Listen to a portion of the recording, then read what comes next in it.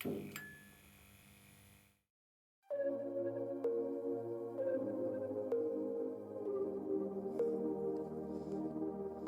love the works of Mary Shelley.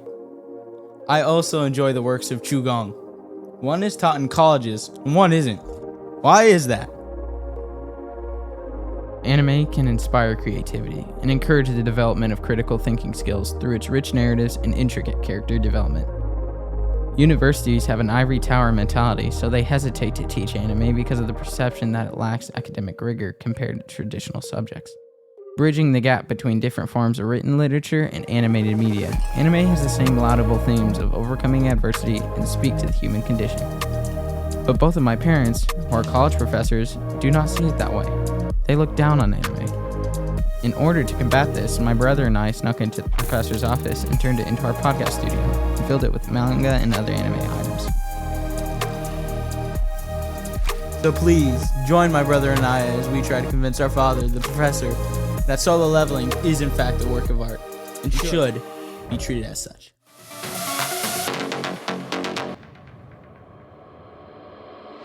I'm the shadow in the daylight.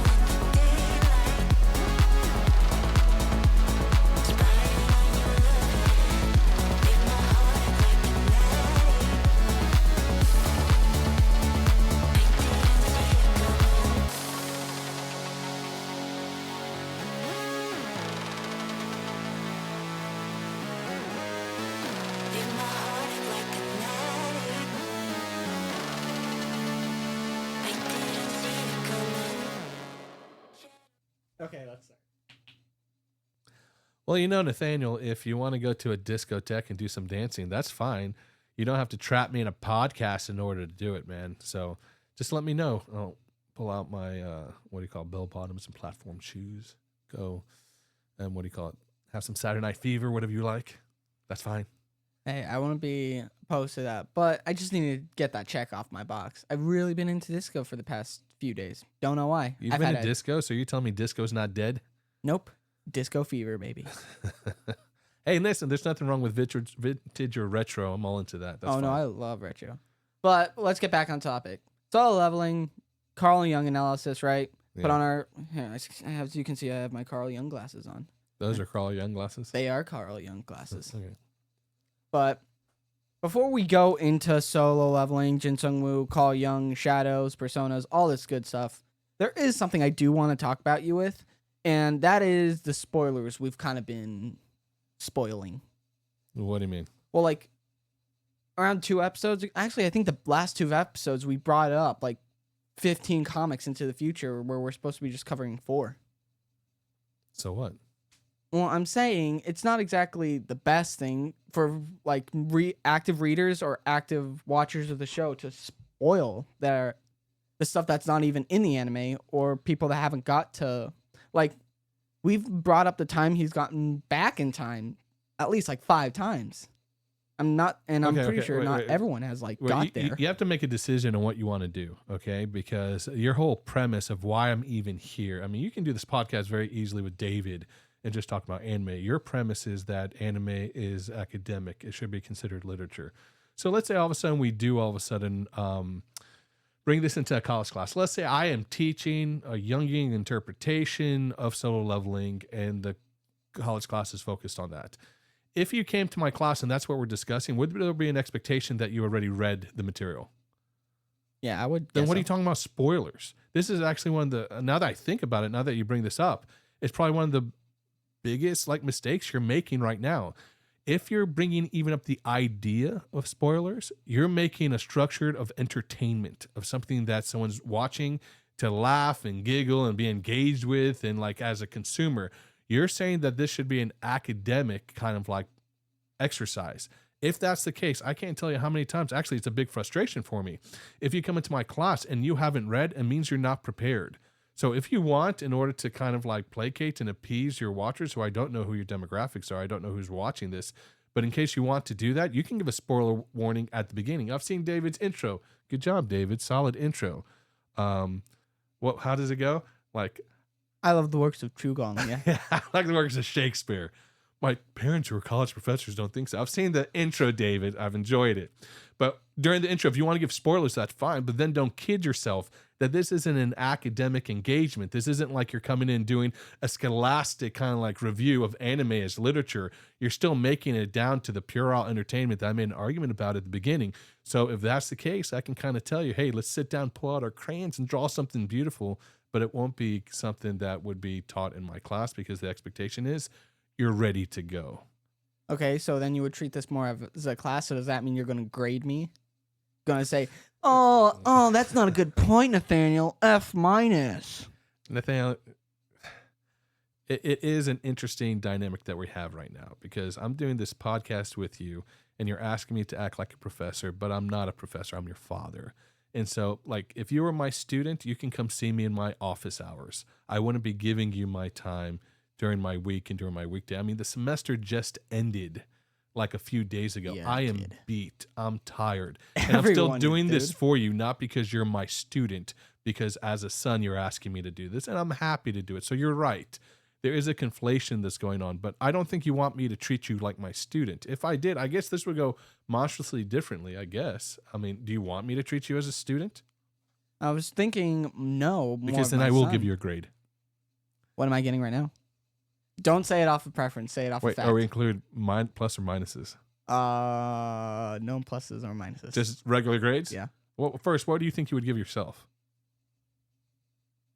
Solid B. Okay, I'll give you a solid B. Yes. So let's work towards that A status. The other thing to remember, if we're doing this by grades, I'm going to be not just assessing the information, but assessing you. Yeah, as long as it's not a master's class, I'm good. Oh, no, we'll keep this at a lower division class. Well, let's go ahead and say that we're going to treat this as, let's just for this podcast, treat it like a college class, okay? Oh, So for the- this, like one episode, or Yeah, for, sure. I don't care. Well, since we're talking about college class, let's keep it there. So the first question is, did you bring your book? You have my book. No. Did you bring your book? Well, yeah. Once again, turn to please on book 9, chapter 25. Oh, wait. You can't. Well, I have chapter You just 123. went from a B to B minus, brah. We said no minuses. Oh. C. Come on. We'll see if you go back to a B. Okay, let's go ahead. I don't know where it is on. I know you're looking at online. edition. 123. 123 online. And then this is book 9, chapter 25. Let's go ahead and talk about the architect. That's where we're starting at. So, where do you want to start with the architect? Well, I could give. I think I should give some background information Sure. on what exactly he is. So what happens is long time ago, there was this almost godlike being called the Absolute Unit. I mean, being.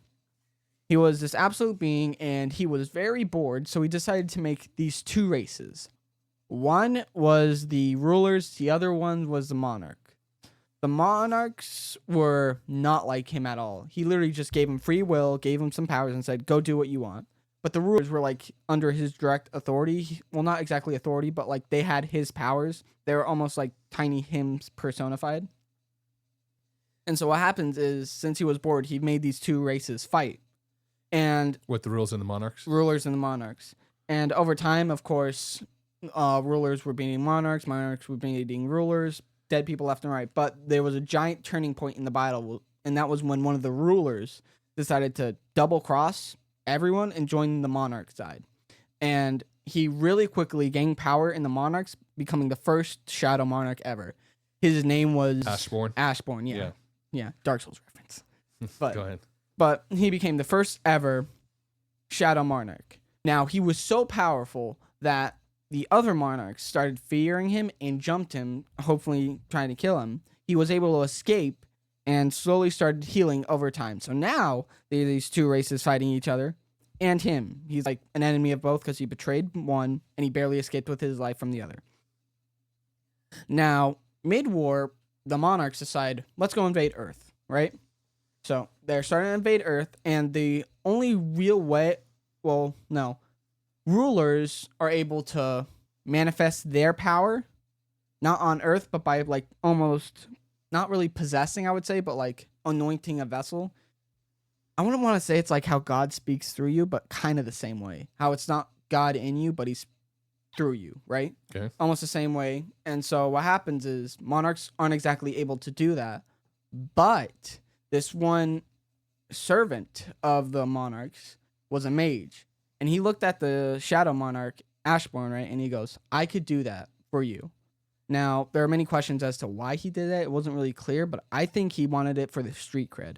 Like, the shadow monarch was the most powerful monarch of all time, and if he was able to nurse the shadow monarch back to full house as well as giving him a vessel, that would be like the ultimate street cred. I'm pretty sure you'd be like his right-hand man after that. Right. And this is the architect we're talking about, right? Yeah, the angel with like 6 wings, he can turn them into hands at will. Okay, and so the idea is that Ashbourne's the one who picked Jinwoo, right? Not the architect. Actually, the Yeah. architect didn't want him, but Ashbourne saw that he was courageous. For being like Right. the weakest And one. so the very beginning of the double dungeon was to test for that courage, and ended up being Jinwoo. Okay, fine. The other thing is he structured in order to hide what was really going on, because Jinwoo is supposed to be a sacrificial lamb. He's supposed to rise in power so that Ashbourne can then take him over. Yeah. Correct? So there's moments that's shown not only in the manga, but also in the anime, when people will give information, all of a sudden it's blurted out, like zzz, out, so that Jinwoo wouldn't hear it, because they don't want him to know really what's supposed to happen, because once Jinwoo levels up, Ashbourne's supposed to take over him. Okay. So that being the case, let's talk about the scene when Jinwoo enters into the double dungeon for the second time. And this is what's called the denouement. This is the moment of revelation. Denouement, the word denouement really means an unraveling occurs. Like you didn't know what was going on, now you do. So he walks back into the double dungeon where he first started the process of entering into the system of solo leveling, and he discovers who exactly the architect is, right? And so he knows that the architect doesn't reveal himself. Jinwoo walks in like, it was you the whole time. And the guy's like, welcome to the double dungeon. So we're starting there. If anything, in the page, the line is, once you realize the architect, Jinwoo does, the line is, at last, you've made it. Okay? And so by battling the architect and his minions, this is Jinwoo's last supposed test. But it's a joke. It's not true. The test is then to make sure that if he can withstand the architect, then he's worthy enough to be taken over by Ashbourne. Okay? So let's go ahead and go over the character of the architect a little bit. Why do you think the architect kind of like fell into the process of creating the system to begin with? Well, like I said, to serve Ashbourne. I mean, he just wanted some. It wasn't exactly clear, but he just wanted some like street cred with the most powerful monarch that was slowly dying because of his wounds. Okay. So if he could find him a new vessel that could help power him up and he could possess him, that would be like. And this is the point. So the architect, even though he's the creator of the system, is not the one who's on top of the system. Yeah. Or is he? Because he created the system. He stopped. So you can have a system within a system, right? So you can have a power structure within a power structure. So he creates a power structure within the power structure for Jinwoo to function, but within the larger power structure, the architect is not the top part of it, correct? Yeah. Okay. It's almost like if a game developer makes a game, he's the one that made it, not exactly the god of all of it. I mean, obviously not like Fortnite or an online game, but like a campaign game where they put it on DVD. Sure. He's just the one that designs the levels. He designed your obstacles, but he's not the one that can exactly manipulate the levels to destroy you. Right. Is there any love that the architect has for Jinwoo? No, I think he would actually hate him because he didn't want him as the avatar. Right. And throughout the entire process, he's pretty surprised how much Jinwoo has grown. Right? He's kind of like, wow, you've grown. Wow, you're just a human being. Wow, you're not capable. He still doesn't think that Jinwoo is going to be able to finish the final kind of like test, which is to take on the architect, which is the idea which falls under almost like a Nietzschean construction of the God is dead thing. Yeah. Because the final test for Jinwoo is to destroy The creator. his creator, right? To function outside. So he's in that system. In order to get out of that system to the bigger system, he must destroy the one who created that system to begin with. Okay, so this is the background of what we're doing. Do you want to go ahead and move on to now a review of Carl Jung's kind of like theories? I think we're going to focus on what do you call embracing the shadow, but are you going to give a general context first? Yeah, I kind of want to talk about Carl Jung's archetypes, right? They're really famous. Right. But first, there's this thing called the model of the human psyche, and I feel like the archetypes fall under it. You know what the model of the human psyche is, right? Yeah, I know what they are. Wait, so you don't want to cover the model of the human psyche? You want to cover archetypes? Well, I want to cover the model of the human psyche first. Like, you know what they are, right? Okay, All that's like fine. different ones. What you're talking about, the different things, kind of like when you're going over the ego, the personal unconscious. What is the other ones? Complexes, collective unconscious, self, persona, the shadow, right? Main one, right? There's anima, animus. I think that has to do with, if you want to do a gender analysis, that's fine. And there's individuation, I think is the last one. But you don't want to cover those right now. What do you want to cover? Mainly the archetypes. Okay.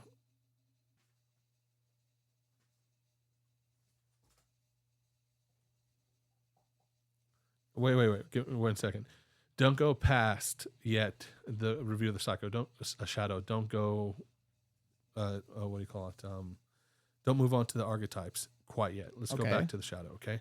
Because that's the whole thing what we're talking about right now. I mean, it's very appropriate. If anything, I was very excited to go over Carl Jung because we're doing Jinwoo, the embracing of the shadow kind of mentality. So let's stay on the shadow for a second.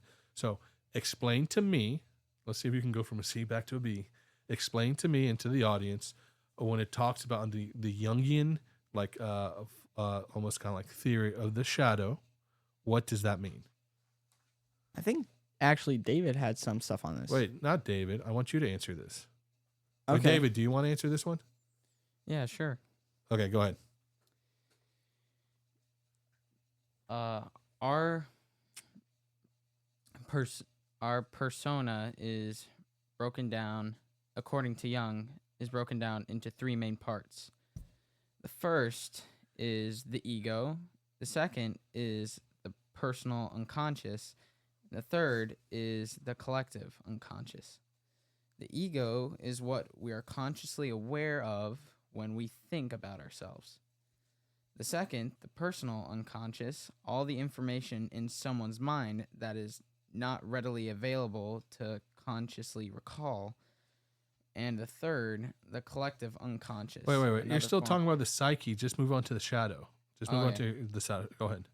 Okay, if I can recall, Carl Jung believed that inside each of us is a second self, another being called the shadow.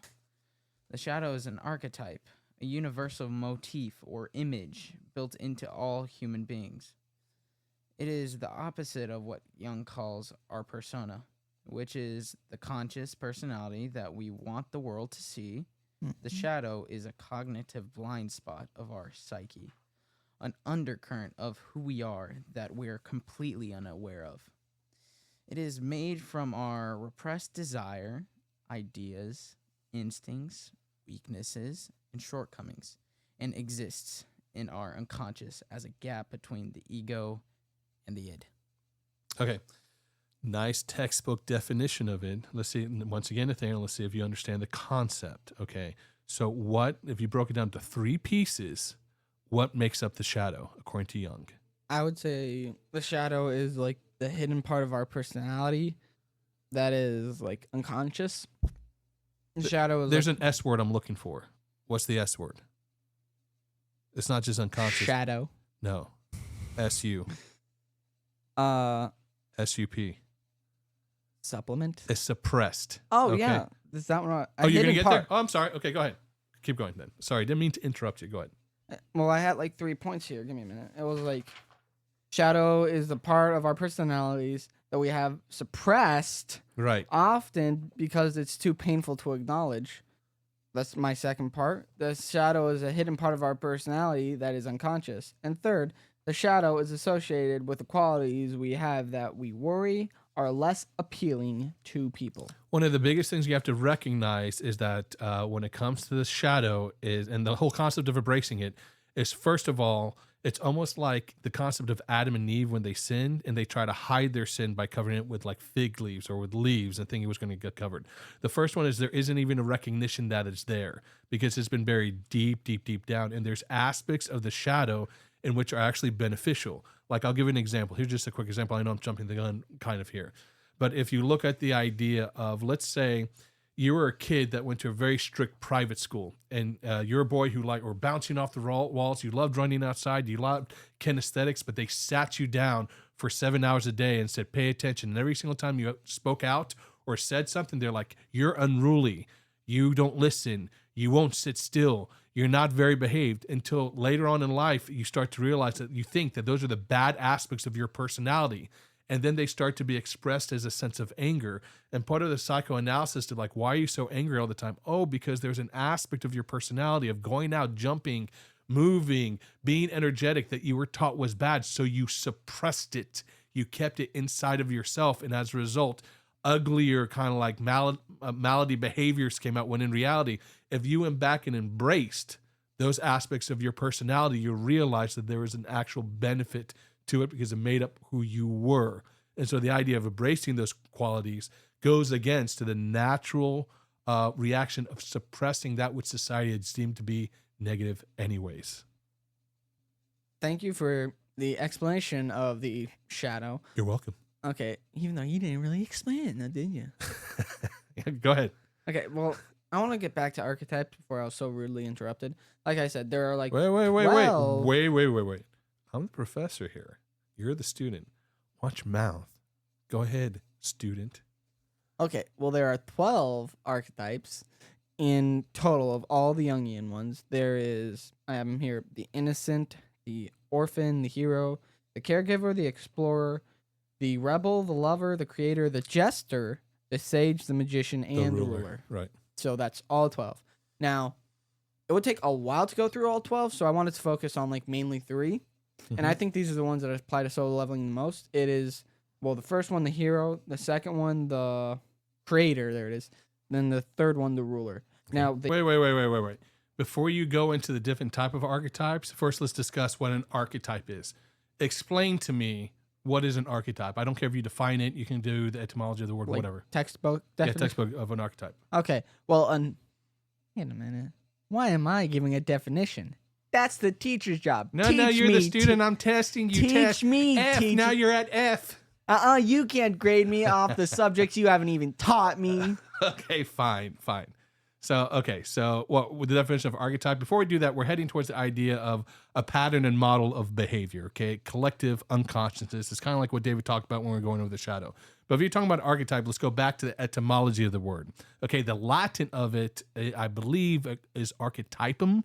And pretty much it's the original copy an original pattern that's made from copies, almost like from which copies are made. So if all of a sudden you have an original and then you start to make copies of something at one after another, that's like an archetype. I'll give an example.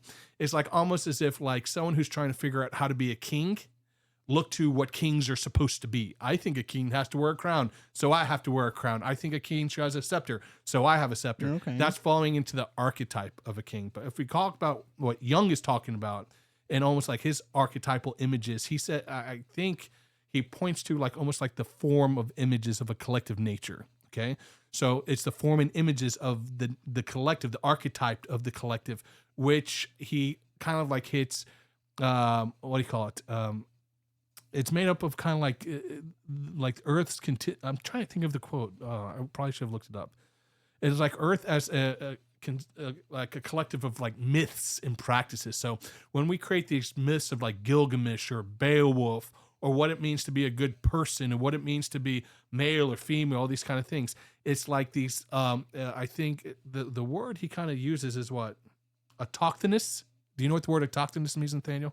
No. It pretty much means natively, something that's natively produced, something that's homegrown. And from this autochthonous like production, you have this this collective unconscious where its origins come from.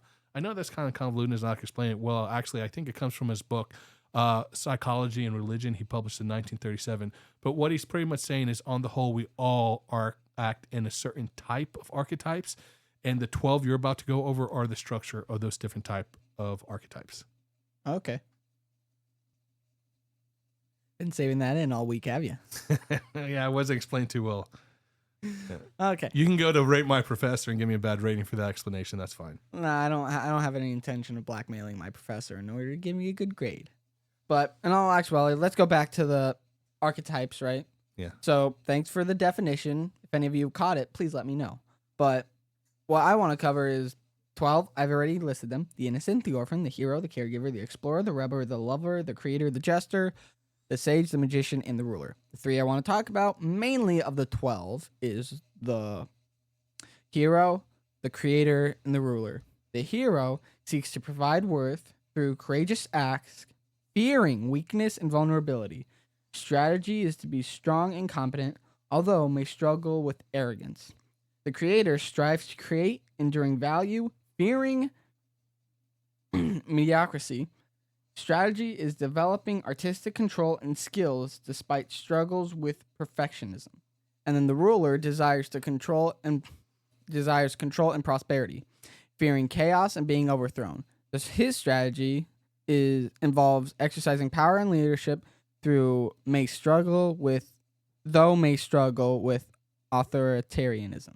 Okay, so I get where you're going with this. So we've been sticking through in solo leveling, chapter 25, specifically about when he goes into the double dungeon again. And so what you're doing is doing the archetype of the hero, which is Jinwoo, Mm-hmm. then the archetype of the creator, which is the architect, Yes. right? And now you're going to talk about like that area, that scene that when they now fight, that how that's going to lead to then the archetype of the ruler. Is that what you're saying? Somewhat. Okay, so we'll then explore further. So, like I said, the archetype, I feel like the archetype is the creator. I mean, creator of the system. And I feel like Jin Sung-woo is both the hero and the ruler. Now, he is the hero all the way up until when he meets the creator and then transfers into this ruler kind of mentality. Because, like Nietzsche said, he has killed God. God is dead and we have killed him. That's the quote, right? Right, but let's still stick with Jung. I know. Keep going. But what I'm saying is, what was I saying? Oh yeah, no. So he killed his creator, and so I think he transformed from that hero mentality. Don't worry, I'll save you. Everyone's saved now that I'm here. To that ruler mentality. There's no one to limit him besides himself, I guess. Sure. So we're doing this under the concept of the shadow. There's a double entendre that's going on right now. Not just the things that Jinwoo suppressed. So there's no, tell you the truth, Jinwoo's entire progression is the embracing of the shadow while he's the hero. And a lot of time, the archetype of the hero is that process of having struggles, but embracing that sides of you that may be uglier. If you don't, then you have a tragic hero, right? Mm-hmm. Someone who's not able to learn and grow. Jinwoo, when he started off in solo leveling, was very kind of like weak, was very kind of like had a lot of neurosis, was very kind of like down on himself. And then his progression of getting physically strong is also the progression of getting psychologically strong. And he starts to embrace those weaknesses. He starts to look at those aspects of himself that he considers to be incapable and starts to build a capability within there. And at the same time, he starts to build a confidence. How many times does he come across an S warrior that's challenging him and he like stares him down? Bring it on. You know what I mean? Kind of thing. And so a lot of the time is his progression is embracing the shadow while he then becomes the shadow monarch. He even has how many hearts? What do you mean? He has 2 hearts. He has his human heart. Oh, yeah. And at the end of this, he gets the shadow monarch heart. Yeah. So almost as showing that both can exist within the same body, within the same unconscious. So now, even within the idea of embracing your shadow and becoming the best that you can be and recognizing that what you perceived as a weakness could actually be a strength. If you go back to who the architect is, the system was one entire system of exploitation. It was there not for him to solo level and grow Better for his himself, benefit. It was actually so that he could be used by the system, Manipulated. right? What's interesting is very rarely do you have, and I don't think you're conflating this. I think you're creating a structure of something new. If you look at the archetype of the hero, typically the archetype of the hero is not one that wants to destroy his creator. Yep. The archetype of the hero, you can't have the desire to be the ruler. Because if you have the desire of being the ruler, then you want power. Then you're not someone who's humble. Then you're not someone who learns from his mistakes, that is founded in a sense of humanity. All those things are kind of missing. Is it present within Jinwoo? Yeah, I think. Okay. How in that scene is it present? In the scene where he goes to the double dungeon, he realized the creator is there to manipulate him and to control him and to implant the old shadow kind of monarch into him. So he was being played the whole time.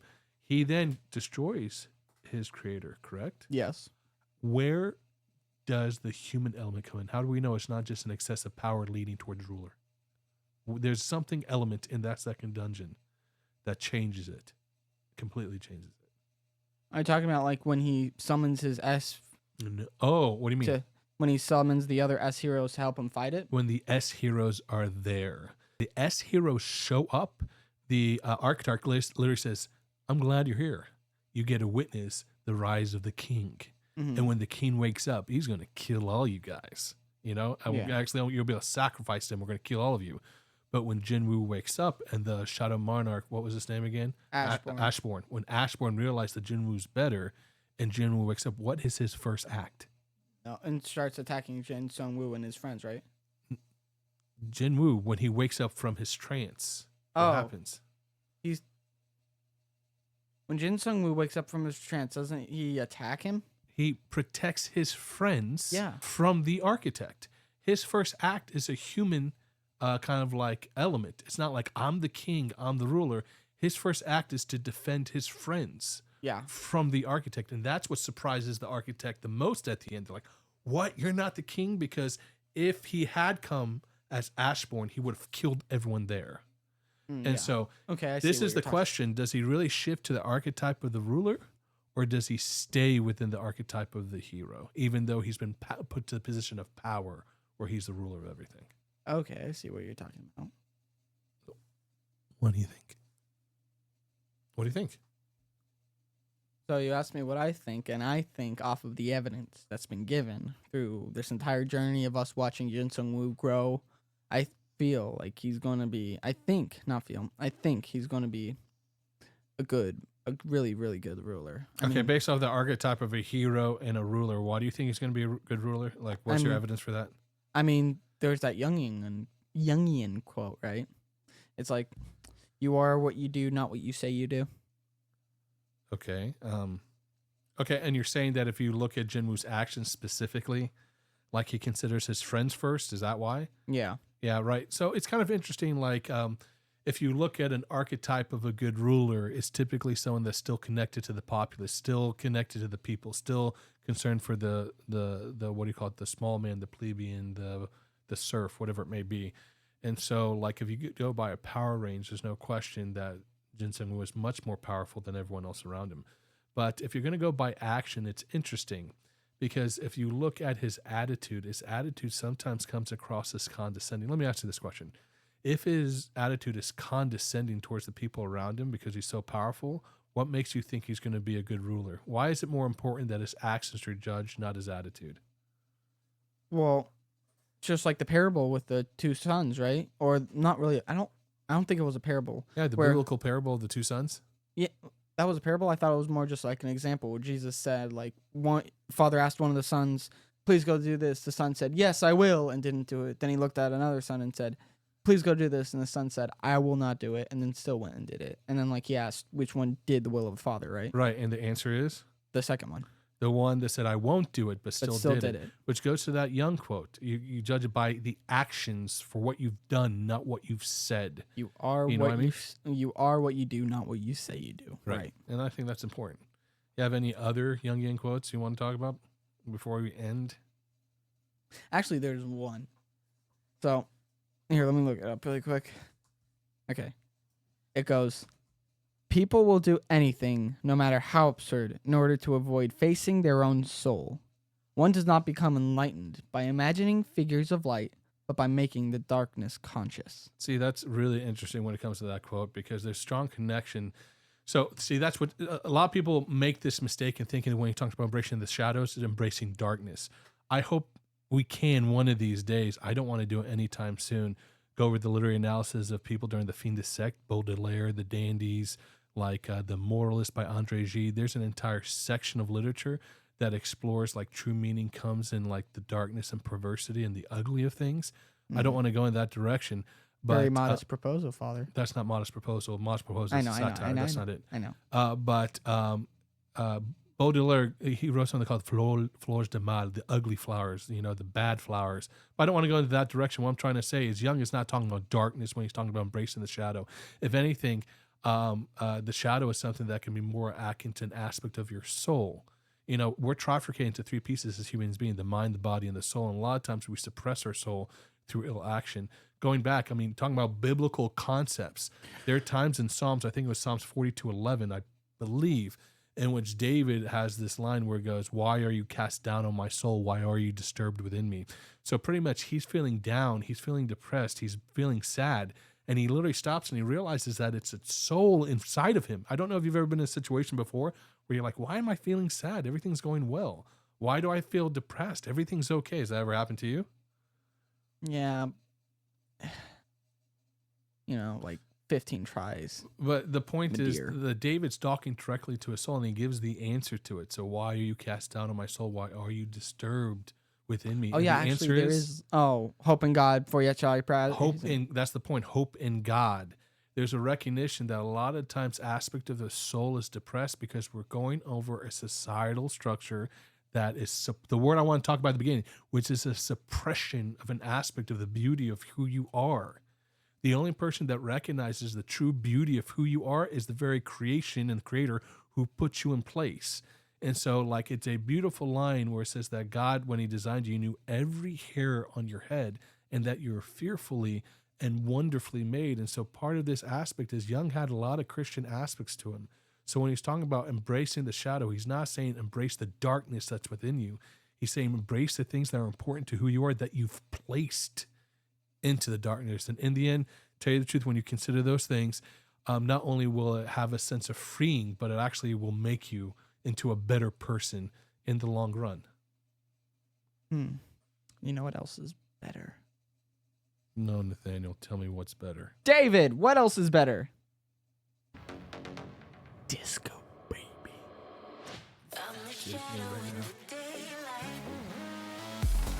Nathaniel, what do you think would happen if all of a sudden you start playing music in the middle of my class? I don't know. I'll give you an A. Fantastic, Nathaniel. Good luck. I'm done. Have a good time dancing with your bro. I got 2 A's for my final, and I got an A for my dad. If that's a win for me. See you guys later. Bye.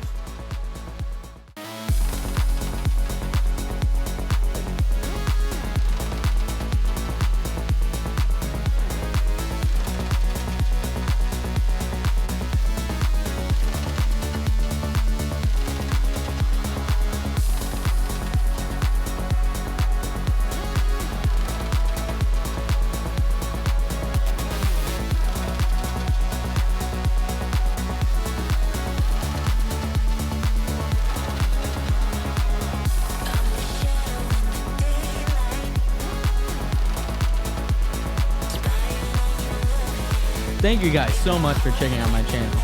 I hope you enjoyed the conversation. If you want to see more content like this, hit the subscribe button, like, and share the video for more. And if you want to see more videos like this, hit the notification bell for more videos when they're uploaded. And so we can show our father that anime is worth his time.